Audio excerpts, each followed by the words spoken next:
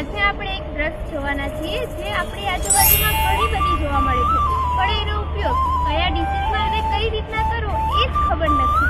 જે છે ઝપા, જેને આપણે ગુજરાતીમાં કહીએ છીએ જાસૂસ અને ઇંગ્લિશમાં કહીએ છીએ ચાઇના રોઝ. કે શું કે કયા રોગોમાં અને કઈ રીતે એનો ઉપયોગ કરવો જોઈએ. સૌથી પહેલા આપણે જોઈએ તો આજકાલમાં લોકોમાં હેર પ્રોબ્લેમ વધારે જોવા મળે છે. કઈ રીતના હેર ફોલ, હેર ડેન્ડ્રફ અને સેકન્ડ વાત કરીએ તો યંગ એજમાં જ વ્હાઇટ કલરના વાળ જોવા મળે છે.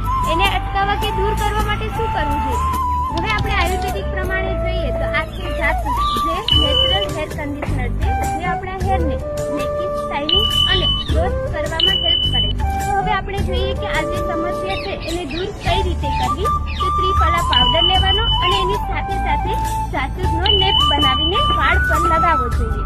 આપણે